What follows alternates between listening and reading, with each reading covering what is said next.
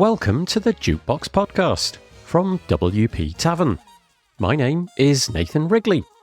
Jukebox is a podcast which is dedicated to all things WordPress, the people, the events, the plugins, the blocks, the themes, and in this case, how the Interactivity API will transform your WordPress websites. If you'd like to subscribe to the podcast, you can do that by searching for WP Tavern in your podcast player of choice, or by going to wptavern.com/feed/podcast, and you can copy that URL into most podcast players. If you have a topic that you'd like us to feature on the podcast, I'm keen to hear from you and hopefully get you or your idea featured on the show. Head to wptavern.com/contact/jukebox and use the form there. So on the podcast today, we have Damon Cook and Seth Rubenstein. Damon Cook is a developer advocate with WP Engine and previously worked as a front-end developer at several WordPress-focused agencies. Seth Rubenstein began his WordPress journey in college and is now the lead engineer at the Pew Research Center, where he works on interactive WordPress applications. This is the last of the podcasts recorded at WordCamp US 2024, and our focus today is the Interactivity API. You may not be familiar with what this is and why it matters, so Damon and Seth will break it down and explain how it might transform your WordPress websites in the future. Damon starts off by defining what an interactive website is, giving examples such as single-page applications and dynamic elements like tabs and accordions. Seth adds his perspective on how interactivity aids both the end user and website editors, making for a more compelling user experience and efficient content creation. We get into why WordPress needed an Interactivity API, even though the platform already supports libraries like React. The Interactivity API provides a standardized way to create dynamic content, which is essential for modern web expectations. We also highlight real-world examples, including faceted searching and filtering, which have been successfully implemented using this API. The conversation also touches on performance improvements brought by the API, emphasizing how it can offload server resources by only updating necessary content. Towards the end, we explore how the API is being used in Gutenberg blocks and how it supports both developers and site builders. Damon and Seth also discuss the project's development, encouraging more contributions and feedback from the community. If you're intrigued by improving your website's interactivity and performance, this episode is for you. If you'd like to find out more, you can find all of the links in the show notes by heading to wptavern.com/podcast, where you'll find all the other episodes as well. And so, without further delay, I bring you Damon Cook and Seth Rubenstein.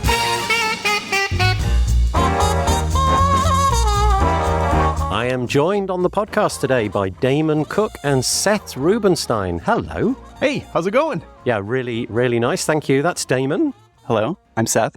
Thank you so much. We're at WordCamp US. It's happening in Oregon. It is the month of September 2024. And I'm being joined by Damon and Seth so that we can talk about the Interactivity API. Before we get into that, I think it's probably important to paint a picture of both of you, what your background is with WordPress technology, etc. So we'll just keep this very brief. Let's go for Damon first. Damon, just tell us a little bit about you, your potted bio, if you like. Sure, yeah. Well, I started out as a WordPress front-end developer at several different WordPress-focused agencies, and now I'm a developer advocate with WP Engine. Thank you very much. And Seth? My first time using WordPress was in college. I converted all of our websites to WordPress multi-site as like the assistant web developer. And from there, it just kept going. And that was just my career track from then on, just WordPress all the time. And now I am the lead engineer at the Pew Research Center, where we have a WordPress platform that we made ourselves. And we work on a lot of interactive WordPress applications. Just staying on your bios just for a moment, what does the Pew Research Center do? I've not heard of them before. We are a nonpartisan, non-advocacy social science research organization. So we basically study the American public and where they are, what they think on certain issues. And we do a lot of public polling and things like that, and we report that back. So we're kind of like a nonprofit news organization. Gosh, okay, thank you. That's really interesting. Okay, let's open it up and talk about the subject at hand today. So we've got both of these gentlemen here to talk about the Interactivity API. I think probably we should first deal with the topic of what is an interactive website. probably, dear listener, if you're listening to this, you might know this already, but I have an intuition that some people won't. So what are the benefits of having an interactive website? And whoever wants to answer that, pick up the mic and go for it. I think the classic example is that of a single page application. So the idea of being able to navigate from page to page or section to section even, and just have things that seem seamless so the page isn't refreshing. That is a pretty common scenario, but there's also lots of other interactive pieces like tabs, accordions, all that stuff gets really helpful when you reach for the Interactivity API and creating stuff like that. I don't have anything to add to that. I guess what I would say is on the other side of it, besides the front end user, the kind of your visitor, I think the interactivity part of a website kind of also can help out your editors and how they're building content and making more engaging content. I think this will be interesting because I think, Damon might have a kind of perspective of the front end user, and I'm definitely coming from a perspective of how can I scale up my editorial team's ability to create interactive content, and not so much like what it looks like on the front end. So there's an interesting distinction there. So does the work that you're doing touch on both the front end and the back end? So it's not just for the forward-facing, user-facing part of a WordPress website. This is things that you can do in the back end, the admin side of things too. Yeah, it's how editors create interactive bits of content and how those interactive bits of content might interact with each other. Because I think right now, without the Interactivity API, that kind of content is static and siloed on the page. We will link in the show notes to all of the different places, and no doubt one of the first links will be to the project itself, the Interactivity API. But I guess I have to ask the question, why is this even a project in WordPress? Is it that WordPress historically wasn't particularly adapted towards interactive content? I mean, we know how to publish posts and pages, and once you've done that, that's kind of it. You've done it, and there's no interactivity there. Is this something that has been, more recently thought was necessary? Is this something that you think should be in core? Let's just take that. Has WordPress been bad at interactivity historically? I don't think that it's been bad historically. I think that it's more of kind of a technology trend of leaning into libraries like React or Preact, which interactivity is built upon. So I think it's more of a trend, but also, a necessity in core because folks are trying to build these types of experiences, and we want to have a standardized way for them to be able to do that and not have to pull in a bunch of different libraries. And although they still can, there's a standardized and backwards compatible way for them to do it. So that's the idea. Thank you. Seth, anything to add? Yeah, I don't think WordPress has done a bad job on interactivity in the past. Ships with jQuery, ships with React. That's all available to you. I think the Interactivity API is kind of looking at how developers have been creating front-end experiences with React and narrowing that down to be like the right tool set for blocks and for block developers specifically. So it's about having the right tooling, something standardized that everybody can get their teeth into, that every developer understands. Yeah, and something that fits the blocks kind of model, I think, a little bit better than some of these other frameworks. Okay, that's great. So give us some examples of good interactivity on the internet. So we could limit ourselves to WordPress, but let's not do that. Let's just go out there and try to pick good examples. Really, I guess we could be talking about Google Docs. We could be talking about websites. We could be talking about anything. Do you want to just rattle off a few things where you've seen and you've been impressed and thought, okay, there's a good example. The only reason I'm asking this really is so that the listener can just get an idea of what interactivity means. Sure. And I'm actually going to set up Seth because I think a lot of the things that his organization is creating are representative of what folks kind of need. So I'll set him up for that. And I'll say the word that he's probably thinking of, facets.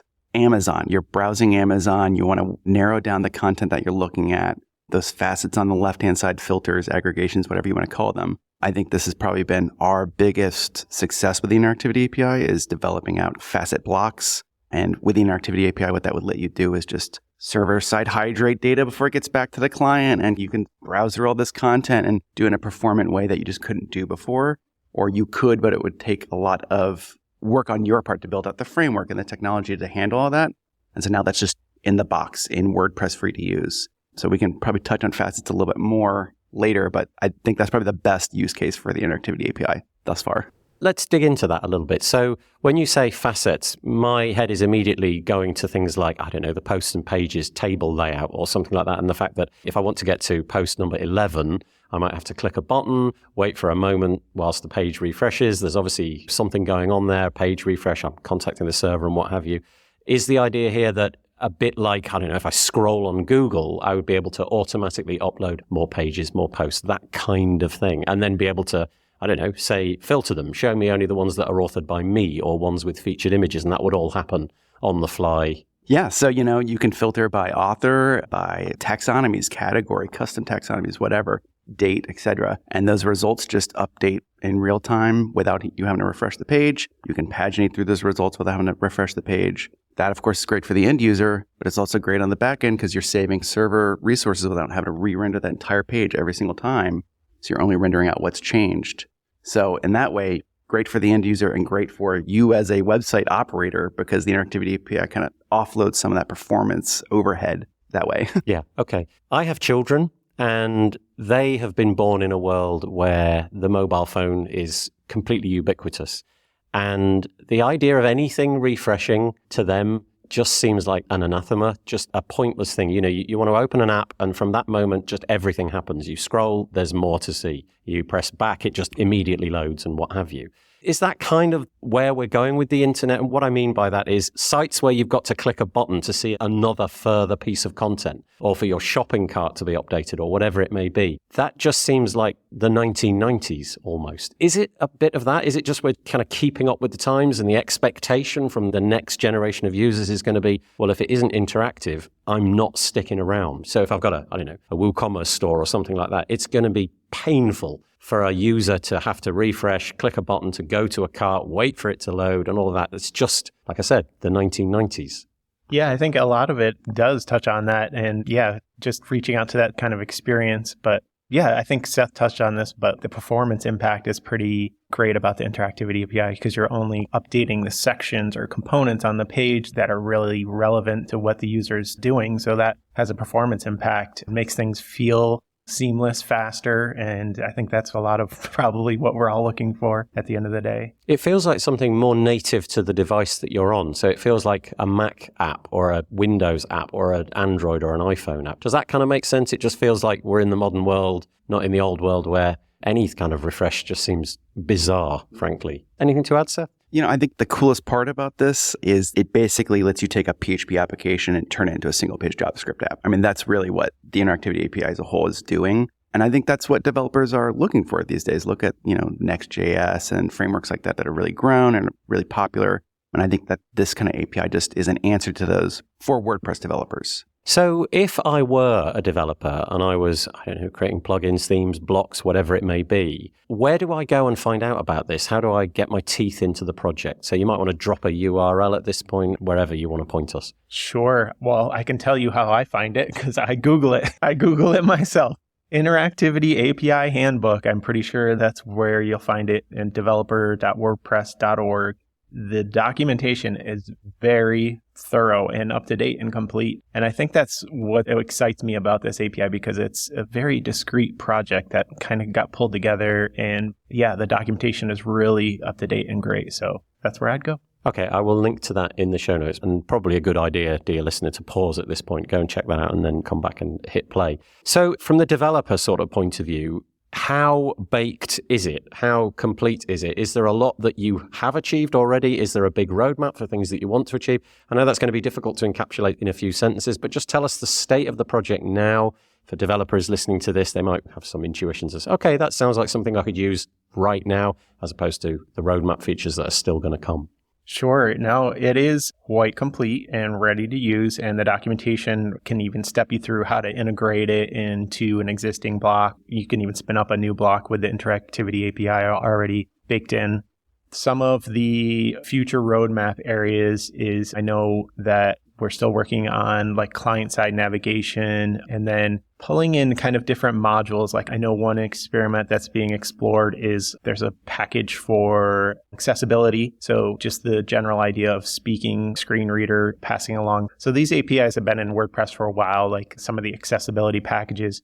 So there's explorations and kind of porting that over and pulling it in because the Interactivity API uses JavaScript modules for a lot of this. So it's kind of rejigging, I guess, some of the code and pulling in some of these packages so that developers can use kind of those not old, but accessibility features and have all that compatibility baked in. So that's some of the areas that are still getting integrated, and I'm excited for them. And I think that's on the roadmap right now, and there's folks contributing towards it. The modules area is probably the area that it needs the most work, and hopefully the most amount of work is going into. I would say that's probably one of the roughest parts of the Interactivity API right now is if you need to use an external script or kind of library or framework, it's a little difficult to get that in. So I think that's probably where the most amount of work's going to be going. And I think there's some work going on in WordPress URL, bringing that in as well. And then there's a few more directives too to the API that are being added, like WP Show, which should be interesting. That should let you dynamically hydrate elements on the page in a different way. I won't go like all the technical details on that, but there are some additional features that are coming to the Interactivity API beyond just the module stuff. So there are, in the Interactivity API parlance, there are new directives coming soon. I think for anybody who is a developer, you're going to be fine looking at the documentation. But if I say any acronym on this podcast, I always get some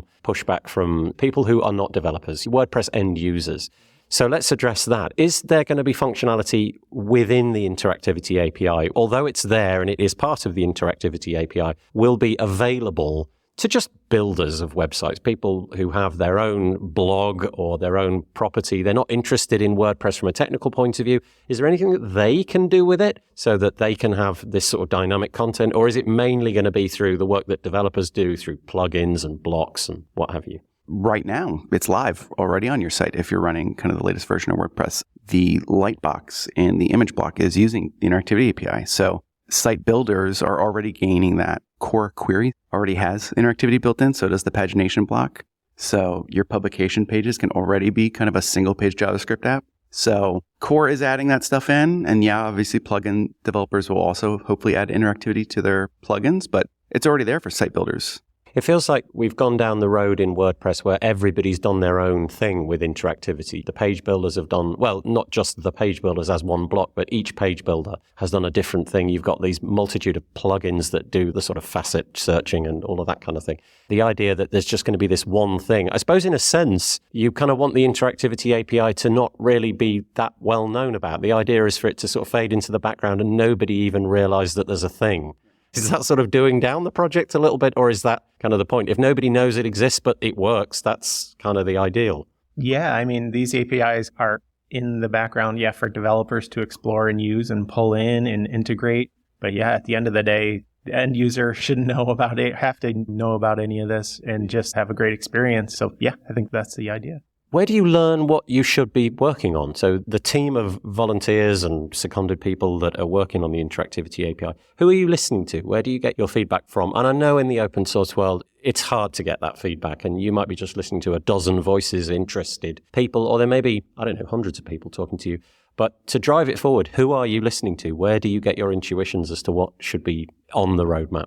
There is a Make Slack group. It's Interactivity API, I believe, or Core Interactivity API room, but there's some great contributors in there, and I'm probably going to mess up all their names, but there's John Sorrell, I believe, and Greg Zalowski. I apologize, Greg. I tried, but they are very active contributors, and I probably feel like the least contributor, but yeah, they've been doing a great job. I think what it comes down to historically, the Frontity team, I'm not sure if you're familiar with that project, but back in the day, they kind of got integrated, all these smart folks into Automatic as full-time contributors, and a lot of them have been driving this project daily and contributing towards it, and they've been doing an amazing job. Some other folks, I think, from Google also contribute a lot towards Interactivity API. So that's what I follow. They're all in that room a lot and very active. That's almost everybody. I don't know if you mentioned Luis. He's kind of my main point of contact. I ping him with questions or ideas or, hey, we're going to try to do this.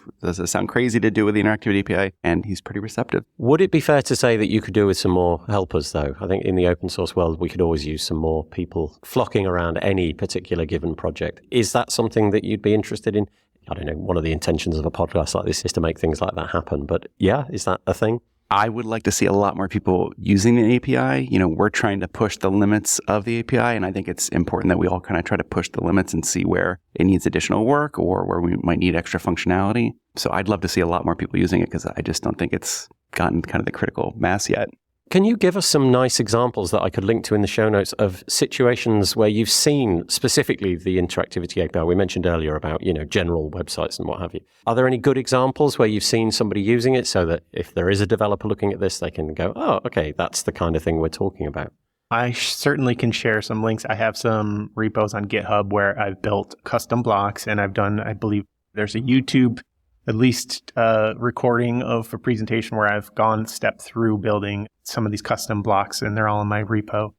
I was going to hand it off to Seth, I guess, again, because I know one block that stood out to me that him and his team have created is I think you have a poll, but also like a table filtering. I mean, I think those are pretty common experiences that we see on sites, and they've done a great job in creating that seamless experience of filtering. I can just gush for a moment. If you want a good example, www.pureresearch.org. Almost everything that you're going to see there is using the Interactivity API. Mega menus, MailChimp newsletter signups, facets, pagination, table of contents that updates as you scroll through the page because the chapter blocks report using the Interactivity API to the table of contents block, which is separate, their position. Data tables, charts, quizzes. You name it, pretty much everything that we have on our website is using the Interactivity API at this point. There's a few plugins that we still have to convert. There's actually only 2, but almost everything that you see there is using the API. And almost all that code is available for free, open source on github.com/pewresearch. Did you do that yourself because you're knee-deep in the weeds of this and so you could understand easily how to do that? Or would it be true to say that the developer documents that you've just mentioned would steer any air quotes, competent developer to be able to achieve that? Or is it just that, you've got the Interactivity API, you also work for this organization, so the two met? I think it's because we wanted to provide learning resources. We wanted to provide a use case of here's what is possible. Obviously, I'm talking about a lot of blocks that are interactive, but one of the things that I could really go into is our concept around the Interactivity API. I think a lot of examples that people can point to, it's a very specific use case. This block is a collapsible block. You click on it and it expands. We've taken a different approach, something that we call atomic interactive blocks. And so we'll make a block and it will have some interactivity instructions and functionality. But the point of that is to be dropped into another block, which has its own interactivity and instructions and functionality, and so on and so forth. And so what we've really done is made a library of interactive blocks that kind of act like React components and that you can drop them in other use cases and style them however you want. But what they do is defined maybe higher up. Yeah, so I think to me, that's really the power of the Interactivity API, because what that allows us to do is as developers is just maintain a small library of blocks that are programmed to do a lot of things and interact with a lot of other blocks, but then hand off styling and content and all that stuff to designers and other people. For me, that's been the coolest part about the Interactivity API is this abstraction out of a block of what it does. We can go into it more, but the interactive stores can communicate with one another. And so you can have block A do a very specific thing. You click on it and it opens. And maybe you put that inside of block B, and block B is aware, well, when block A is set to be open, when its state is set to be open, I need to do this. And so, you can imagine you can make a button block and use that in infinite applications. The way that we approach it, though, that block can dynamically target an interactive store rather than statically being set to just do this one thing in this one interactive store. So all of those GitHub repos will provide examples of how that kind of system works and how you might approach the same thing for your organization or website. I think what Seth touched upon is interesting because I think it says a lot kind of to how the API has been built to abstract some of these ideas and just shared state between components. So like he touched on, a button can be shared in so many, or used in so many contexts, but to be able to abstract that and share state in the interactivity between these components it shows a lot of the API has been built smartly so that it can be explored and experimented with, which is neat. I think one thing about this topic is that it is possible probably to go a bit overboard with being interactive. I've got the API. I know how to use it now. I'm going to make everything interactive. And I guess there's a point where you've got to tell yourself, slow down. Not everything needs to be interactive. So let's just go into that. Are there any uses which you would say, yeah, you could do that interactively, but we probably shouldn't? Are there any times where you think, let's put the brakes on? I mean, I think any developer will kind of realize when they maybe over-engineered something. There's always going too far and making everything, you'll know, I think, if you're trying to make everything interactive, every paragraph, or, it's just kind of pointless. But The exciting part is that you can experiment and explore, interact with these APIs and see what you can do and find the edges of what you can do and what you should do or shouldn't do. That's the fun part. Yeah, I will say that. Is it possible that you can do too much? For sure. Technically speaking, though, is it possible that you can do too much? I don't think so. Like I said, we have a lot of interactivity blocks on a page and the performance has been great. So I don't think there should be a concern of like, oh, I'm overdoing it with using the Interactivity API in terms of performance. I think the more things you make with the Interactivity API, the better performance you're going to get. Let's just speak to the performance side of things, because you mentioned technically how it's achieved a little bit, but could we just develop that a little bit? And you've definitely said performance isn't affected or performance is really great a number of times. What does that actually mean? So if I'm using this, is it a more performant website because it's, I don't know, it's loading content asynchronously or what have you? Has there been any situations where you've had to, I don't know, refactor things because the performance took a dip? Performance at the moment is everybody's big worry, isn't it? Because, you know, Google takes those metrics and ranks you accordingly. So we kind of want to know that if we make this thing interactive, it's not going to suddenly impact our score. And I know that Google does take note of these kind of things. Yeah, I think on the performance bit, I mean, to get a little technical, what makes it so performant is kind of that idea of server-side hydration, right? You click on something and that element changes, and that can happen client-side. But if it needs new data, that in the past has meant refreshing the page or doing something really kind of complex and technical. Now, when the data changes and when that element needs to change, that one element re-renders on the server and then is returned back to the client, not the whole page.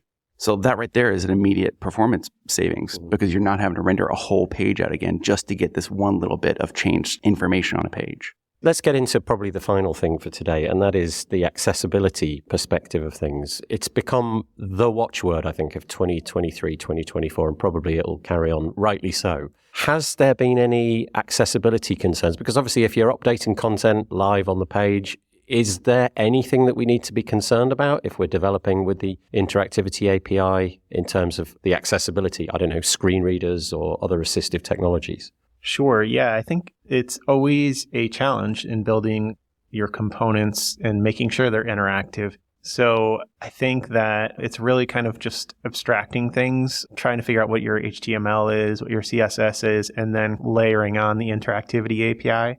I know that some of the extensions of pulling in like strings of information that are being updated on the page, like some of the older packages like the accessibility or A11Y for the acronym, some of these packages that have been in core for a while, they're being ported over into the Interactivity API. That's something that's kind of on the roadmap and being explored right now so that we can have some of these screen reader updates for components and on the page be integrated with the Interactivity API. So that's, yeah, definitely something that's being explored. But also, yeah, a lot of it is more of just the approach, because just the markup and the CSS alone, having the knowledge of how to make that accessible is always a practice and art form and something that is always can be improved. Okay, thank you. Anything, Seth?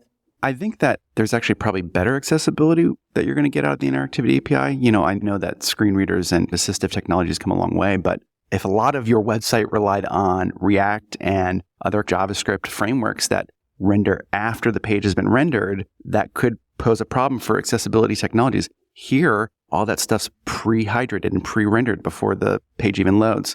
So your markup's ready to go as soon as the page loads, which is actually great.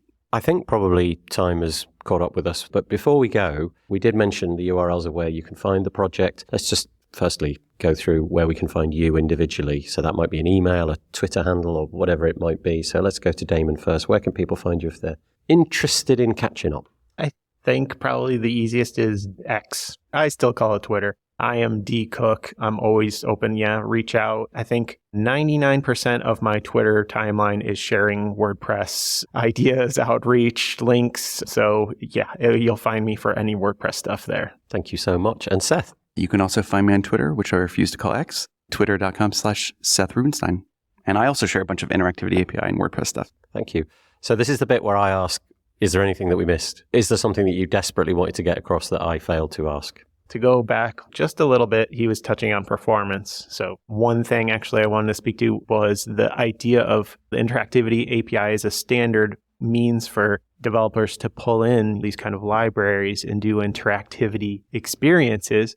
And so using this API, you're relying on, a simple small bit of source code that is going to be integrated on every page. So that performance impact of not having to pull in an entire library, so it makes it a smaller source code that's being pulled in. So that has a huge performance impact as well.